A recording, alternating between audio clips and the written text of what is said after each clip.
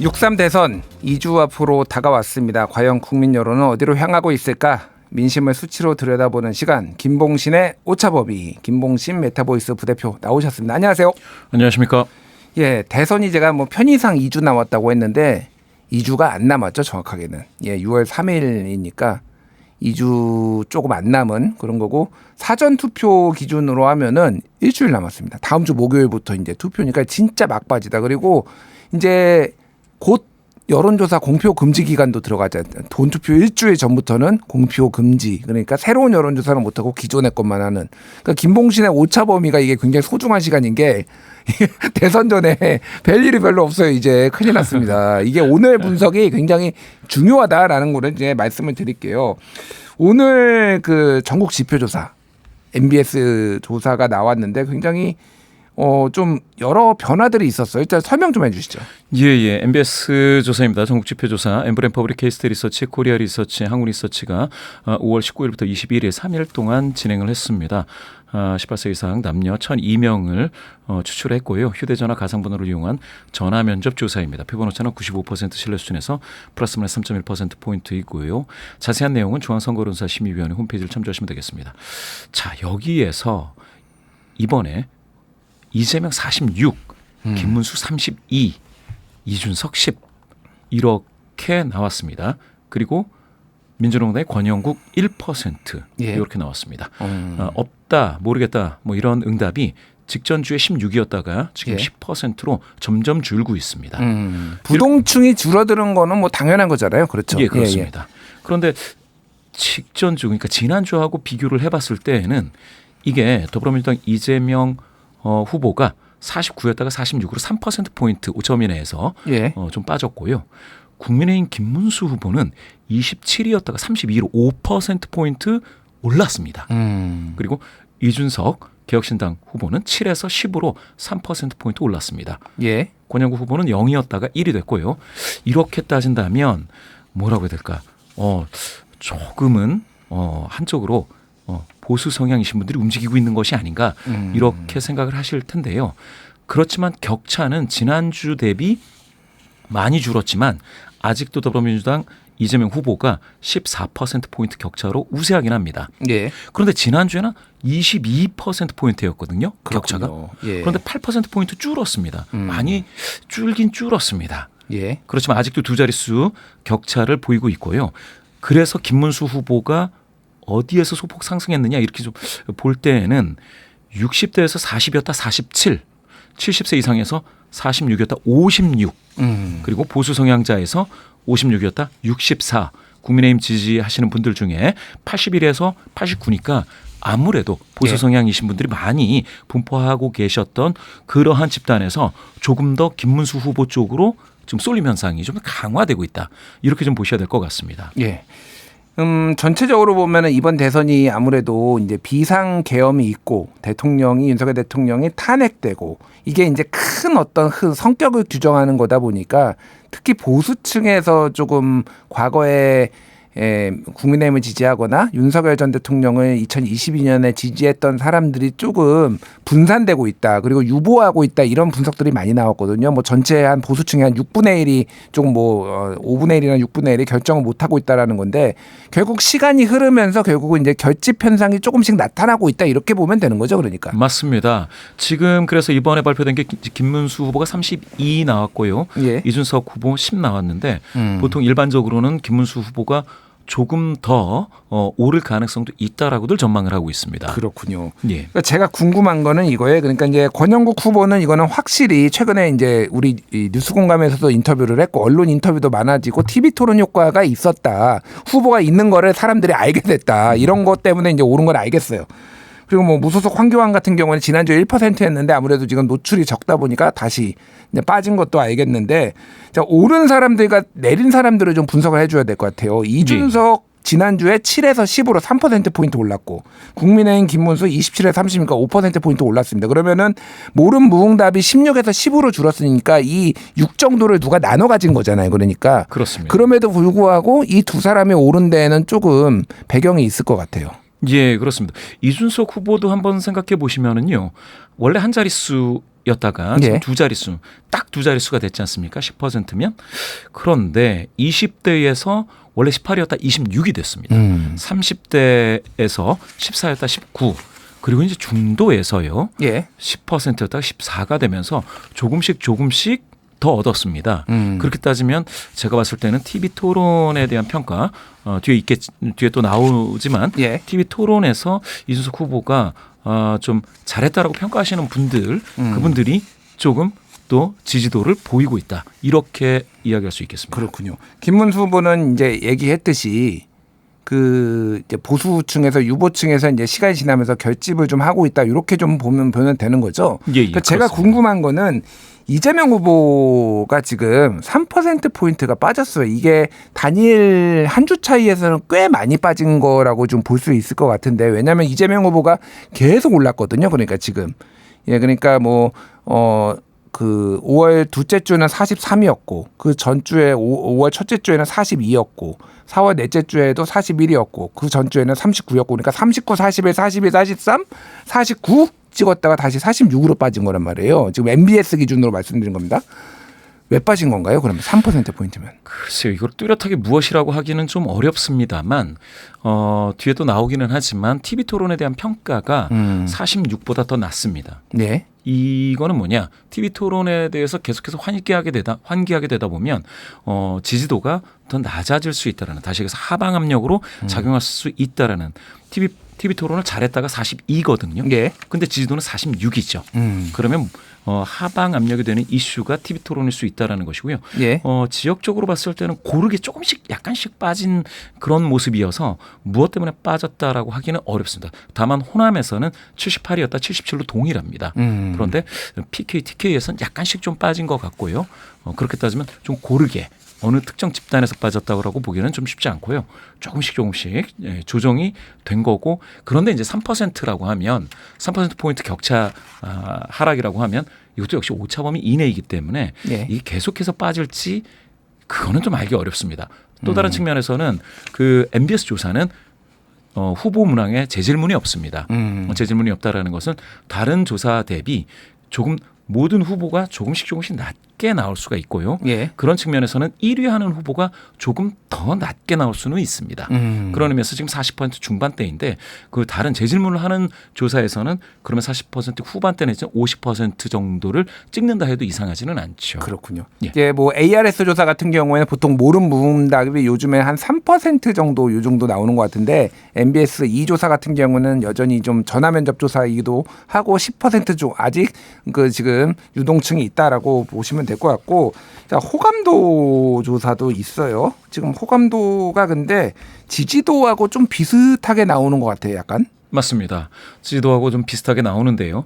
일단은 더불어민주당 이재명 대표를 이거는 이제 각각 물어봤습니다. 호감한다 46, 호감 안 간다 50. 김문수 후보가 호감이 33, 호감이 가지 않는다 62. 자, 개혁신당의 이준석 후보가 호감이 27, 호감이 가지 않는다 68인데요. 예. 자, 이렇게 보시면은 지금 보수 후보인 김문수 후보 같은 경우에 이게 꾸준히 올랐네요. 상당히 4월 1주서부터 따진다면 21에서부터 지금 33까지 올랐으니까 예. 굉장히 조금씩 올랐지만 그렇지만 30% 초반대까지 올랐다 이렇게 평가해 볼 수가 있겠고요. 근데 지지율이 32인데 호감도가 33이다. 매우 33. 매우 흡사해요. 흡사합니다. 예. 예. 물론 이제 개별적으로 물었긴 하지만 그렇게 나왔습니다. 이준석 후보 같으면은 그렇게 따지면은 호감이 간다가 27이니까 지지도 대비 호감도가 더 높아서 이 경우에는 잠재적인 어떤 지지 가능성을 엿볼 수 있다 이렇게 평가할 수는 있습니다. 다만 3명 주자 중에서 호감도는 좀 낮은 상황입니다. 비호감도가 제일 높죠. 이준석 후보가. 그렇습니다. 현재는. 68입니다. 예. 그렇지만 또 27이면 10%대를 벗어나서 27 그러면 30%에 다가섰구나 이렇게 평가해 본다면 이준석 후보에 대한 호감이 괜찮게 올라가고 있다라고 볼 수 있고요. 예. 특히 20대에서 38 그리고 30대에서 33이니까 이준석 후보에 대한 호감도는 청년층을 중심으로 형성이 되고 있다라고 볼 수 있습니다. 예. 또 이재명 후보가 그러면은 지난주에 50에서 지금 46으로 4%포인트 오차범위 이내에서 살짝 호감도가 낮아졌지만 호감은 역시 한 40 정도에서 볼 수 있습니다. 이것도 낮은 수치는 아니다라고 보실 수 있겠습니다. 알겠습니다. 근데 이게 굉장히 흥미로운 게 지난주에 이재명 후보가 호감도가 50이었잖아요. 근데 지난주에 지지율이 49였거든요. 근데 이번에 호감도가 46이 됐는데 지지율도 46이 됐어요. 맞습니다. 상당히 지금 이 호감도하고 지지율이 연동돼서 지금 움직이는 경우가 있다. 그러면 뭐가 됐든 지금 이재명 후보에 대한 호감도가 떨어진 이유가 있을 거야. 아까 앞에 설명을 했지만은 뭐 최근에 일부에서는 뭐 법원에 대한 압박 뭐 이런 것들도 좀 영향을 중도층에서 조금 부정적으로 보는 게 영향을 준 거 아니냐 이런 분석들도 좀 있더라고요. 맞습니다. 조희대 대법관 관련해서 그 민주당 이거는 이제 후보가 직접 이야기는 하지 않지만 당에서 주요한 그 스피커들이 이야기를 하는 그런 과정에서 나오는 그게 전 국민적인 어떤 호응을 얻고 있지 못한 거 아니냐 이런 지적이 좀 있을 수가 있겠고요. 그리고 이제 토론과 관련돼서 나왔던 뭐 커피 원가 문제라든지 이런 몇 가지 논란들이 영향이 있을 수도 있겠습니다. 알겠습니다. 자, 이제 단일화 얘기를 좀 해야 될 것 같은데 오늘 오후 5시에 이준석 개혁신당 후보가 지금 기자회견을 했어요. 그래서 단일화 안 한다 쉽게 얘기를 하면은 이번 대통령 선거에서 저 이준석과 개혁신당은 끝까지 이준석 개혁신당의 이름으로 반드시 승리하겠다라고 해서 단일화 얘기 좀 그만해라. 전화기도 꺼놨다 지고 하도 기자들이 전화해가지고 뭐 이런 얘기 했거든요. 그럼에도 불구하고 여론조사가 있기 때문에 양자 대결을 저희가 짧게 좀 언급하고 넘어갈게요. 자, 어떻게 나오나요? 지금 김문수, 이준석 후보가 단일화 하면은 지지율 상승 효과가 있나요? 예. 없다고 할 수는 없습니다. 이 조사는 엠브레인 퍼블릭이 이제 YTN 의뢰를 받아서 5월 18일부터 19일 양일간 조사를 했습니다. 역시 휴대전화 가상번호를 이용한 무선 전화 면접 방식으로 했고요. 오차 범위는 플러스 마이너스 3.1%포인트입니다. 더 자세한 사항은 중앙선거여론조사 심의위원회 홈페이지를 참조하시면 되겠는데요. 자, 여기서 3명 후보에 대한 지지도는 이재명 50, 김문수 36, 이준석 6으로 나왔는데 이 경우에 가령 김문수 후보로 단일화를 한다면 이준석과 김문수가 단일화를 한다면 이재명은 52가 돼서 2%포인트 올라가고요. 김문수 후보는 39가 돼서 3%포인트 올라갑니다. 둘 다 조금씩 올라가죠. 다만 올라가는 그거를 아주 숫자 그대로만 읽는다면 5점이 내에서 올라갔지만 김문수 후보가 조금 더 올라가는 것은 아니냐 이렇게 보실 수가 있겠습니다. 이거는 그러니까 이준석 후보에 대한 지지세가 분산돼서 반영이 되고 있구나라고 보시면 되겠는데 그 분산 방향이 김문수 후보 쪽으로 조금 더 분산이 된다 이렇게 보실 수가 있겠습니다. 이 수치로만 보면은 그러면 1 플러스 1이 2가 되는 게 아니라 단일화를 했을 경우에 1 플러스 1이 1.6 정도 된다 지금 효과가 뭐 이 정도로 보는 게 맞을 것 같네요. 맞습니다. 1 플러스 1이 이 정치에서 단일화는 2에 수렴하는 것이 아니고 방금 말씀 주신 것처럼 한 1.5 정도에 수렴하거나 더 나쁜 경우에는 1로도 수렴할 수 있는데요. 지금 같은 경우에는 김문수, 이준석 두 인물은 지지자의 구성비가 연령대별로 다르기 때문에 단일화를 했을 때 조금 그 김문수 후보 내지는 이준석 후보한테 도움이 되는 방향이 조금은 더 낫다. 이게 중도 성향자들을 자극하기 시작하면 컨벤션 효과가 있을 수 있다라는 것이 김문수 한덕수 단일화와는 다른 양상이 될 거다라는 전망이 가능하게 되는 이유입니다. 근데 문제는 이제 이 비상계엄과 탄핵에 대한 입장이 이준석, 김문수 후보가 다르다 보니까 만약에 이제 이준석 후보가 뭐 이렇게 단일화를 해서 사퇴를 하면은 그 지지자가 온전히 김문수 후보한테 가기는 좀 어려운 이런 부분들이 좀 있는 거잖아요. 그러니까. 그렇습니다. 정확히 보셨고 이준석 후보 입장에서는 명분과 실리 둘 다를 취하려고 할 텐데 지금 단일화가 과연 그러느냐에 대해서 계속 그 문제 제기를 하고 있는 것이고요. 그럼에도 불구하고 계속해서 단일화 논란이 논의가 있다면 제가 느끼기에는 이준석 후보에게 주목도를 높이는 효과가 있을 것이다. 그래서 이준석 후보는 그럼 단일화 논란이 계속되는 과정 자체가 나쁘지는 않은 거죠. 몸값을 올려주는 거니. 알겠습니다. 요 조사에서 후보 단일화 해야 된다 하지 말아야 된다가 해야 된다 37 하지 말아야 된다 45 잘 모르겠다 18 이렇게 나왔는데 이거는 뭐 아무래도 전 국민을 대상으로 하는 거 보니까 민주당 지지층이나 진보층에서는 하지 말아야 된다라 쪽이 조금 더 많은 것 같고 보수층에서는 조금 더 해야 된다라는 얘기가 좀 있는 거죠. 그러니까. 맞습니다. 그런데 김문수를 지지하시는 분들 중에서는 찬성 단일화를 해야 된다가 78에 있습니다. 그러니까 굉장히 좀 높은 비율이죠. 그런데 이준석 후보를 지지하시는 분들 중에서는 반대가 오히려 55니까 절반을 살짝 넘습니다. 예. 그렇게 따지면은 지금 두 후보를 지지하시는 분들의 이 구성이 뭔가 좀 다르다라는 부분을 엿볼 수 있습니다. 알겠습니다. 방금 언급한 YTN 의뢰로 엠브레인 퍼블릭 요거는 전국 만 18세 이상 1,001명을 대상으로 조사했다라는 거 말씀드리고요. 아까 전에 우리가 TV 토론 얘기를 했는데 중요한 게 또 이제 내일 또 두 번째 사회 분야 TV 토론이 있기 때문에 TV 토론이 영향이 좀 있을 것 같아요. 아까 전에 분석도 TV 토론에 영향이 좀 있었던 것 같다 뭐 해석해 주셨는데 일단 평가 정확하게 수치가 어떻게 나왔나요? 예. 이거 MBS 조사입니다. 예. 설명을 드렸던 여기서 이렇게 물어봤습니다. 선생님께서는 지지 여부와 상관없이 TV 토론에서 가장 잘한 후보는 누구라고 생각하십니까? 이렇게 이야기를 했을 때 더불어민주당 이재명 후보가 42 나왔습니다. 예. 그런데 2등이 개혁신당 이준석 후보 28%가 나왔습니다. 28이요. 예. 지지율은 10인데 어쨌든 28이면 28. 상당히 높게 나왔네요. 거의 3배인 거죠. 예. 그리고 이제 국민의힘 김문수 후보가 잘했다라는 응답은 19%입니다. 민주노동당 권영국 후보 잘했다 5%입니다. 예. 이렇게 따지면은 더불어민주당 이재명 후보 또 국민의힘 김문수 후보는 자신의 지지도보다는 낮은 평가를 받은 게 된 거고요. 그렇죠. 이 뭐 많은 정치학 쪽에 연구가 있는데 본인이 지지하는 후보가 본인 제일 잘했다라고 느끼는 빈도가 매우 높잖아요. 그러니까 예. 그럼에도 불구하고 지지층 지지율보다 좀 낮게 나왔다라고 하는 거는 평가가 매우 좋게 해줄 수는 없다 이렇게 봐야 되는 건가요? 맞습니다. 아무래도 지지를 하지만 그래도 토론회에서는 잘했다라고 딱 집어서 이야기하지 못하시는 분들이 일부 있다라고 보셔야 될 텐데요. 그 격차 지지도와 이 평가의 격차는 김문수 후보가 좀 많이 벌어져 있기는 합니다. 예. 또 긍정적인 방향으로의 격차는 이준석 후보가 대단히 많이 무려 18%포인트 더 좋은 평가를 받고 있고요.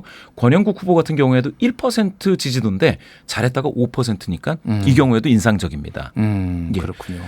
더군다나 20대에서는 무려 51%가 이준석 후보가 잘했다라고 얘기를 하고 있고요. 예. 30대에서도 42%가 이준석 후보, 30대 중에 37%는 이재명 후보입니다. 이렇게 연령대별로도 많이 좀 다릅니다. 가령 70세 이상인 분들 중에 44%가 김문수 후보, 연령대별로 구성은 좀 다르다라는 점을 보실 수 있겠고요. 또 다른 측면에서는 보수 성향이신 분들 중에서는 김문수 후보 39, 예. 이준석 후보 37 대등합니다. 반반이네요, 그냥. 맞습니다. 진보 성향이신 분들 중에서는 72%가 이재명 후보를 예. 선택을 했습니다. 자, 여기서 중도 성향이신 분들 중에 이게 분산이 어떻게 될까요? 이재명 후보가 41. 자, 이준석 후보가 여기서 중도 성향이신 분들 중에 34%를 가져갔습니다. 41대 34. 예. 오. 이준석 후보가 TV 토론에서 상당히 여러 측면에서 호평을 받고 있다. 이렇게 보실 수 있겠습니다. 그렇군요.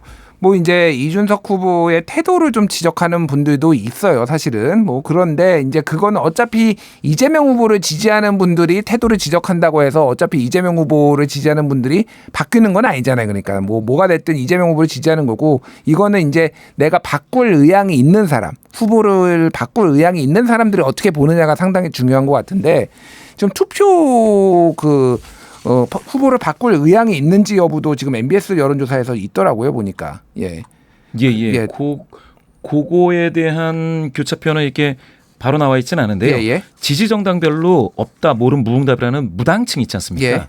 무당층 내에서는 52%가 이준석을 잘했다라고 했습니다. 그렇군요. 예. 이 정도라고 보면 방금 말씀 주신 것처럼 사실은 이 토론이라는 게 약간 공격 방어라는 게 있는데요. 예. 공격에 노출되어 있는 이재명과 김문수 두 후보는 평가가 자기 지지도보다는 좀 낮으니 TV 토론 자체가 좀 하방 압력이 돼 버렸습니다. 예. 그렇지만 이준석과 권영국 이 두 후보는 어떻게 보면 분명한 상방 압력으로 작용을 해서 자기 지지도를 높이는 요인이 지금 돼가고 있는데요. 예. 그거는 어떻게 보면 공격 지점이 많이 노출되어 있지 않은 탓일 수도 있고요. 예. 그러다 보니까 토론 과정에서 공격은 이재명과 김문수 쪽으로 그리고 사실은 그 집중이 되면서 예. 공격을 하는 입장에서 이준석과 권영국은 하고 싶은 얘기를 다 했기 때문에 자기를 지지하는 사람들한테 인상적인 그런 평가도 남기지만 또 방금 무당층이라든지 방금 말씀하신 것처럼 아직 지지할 후보를 결정하지 못하는 임박 결정자들이죠. 지금 상태는 미결정자. 이런 분들한테도 인상적인 그런 무엇인가를 보여줬을 수도 있겠습니다. 그런 측면에서는 앞으로 당장 내일이라고 말씀하셨는데요.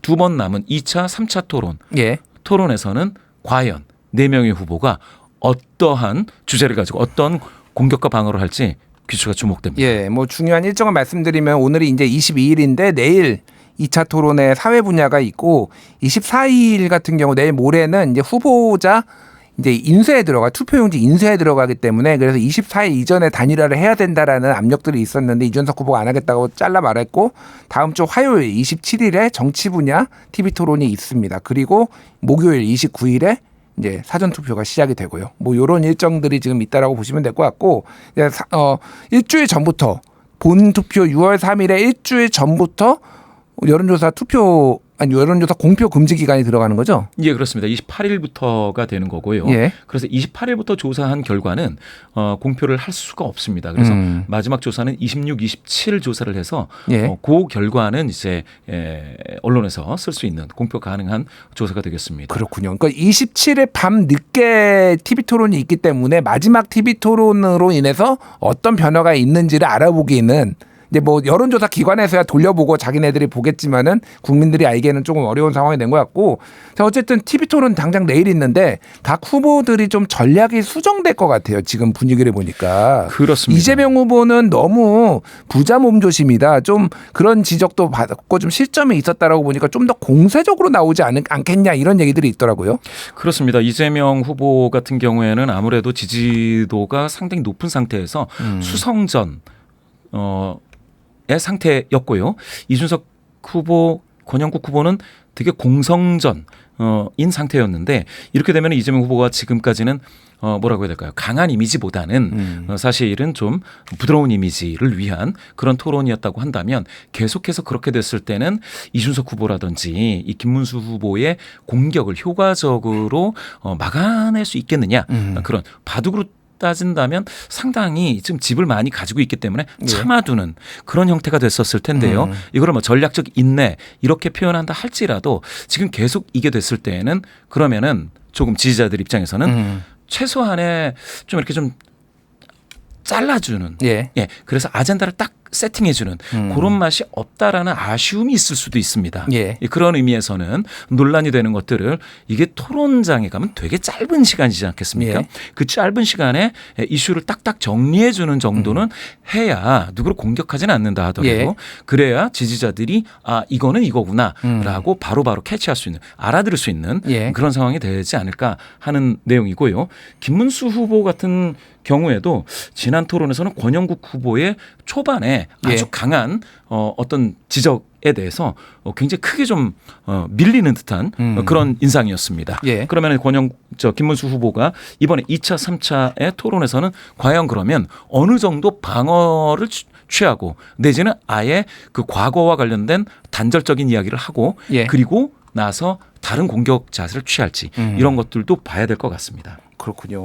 김문수 후보는 본인 지지율보다도 너무 잘했다라는 의견이 안 나와서 대대적인 전략 수정이 있어야 될 것 같고 개혁신당 이준석 후보는 뭐 잘했다고 하는 게 많으니까 계속 공격적으로 나올 것 같은데 너무 조금 백화점식으로 공격하는 거 아니냐 좀 더 깊이 있는 걸 보여줘야 되는 거 아니냐 뭐 이런 지적들도 좀 있더라고요. 예. 맞습니다. 이준석 후보 같은 경우에는 이번 2차, 3차에서는 그러면은 1차에서는 자신에 대한 공격이 많지는 않았지만 예. 이제는 그 구체적인 정책 공약을 가지고 공격이 들어올 텐데 거기에 대한 방어까지도 준비해야 되는 좀 부담은 있기는 있습니다. 알겠습니다.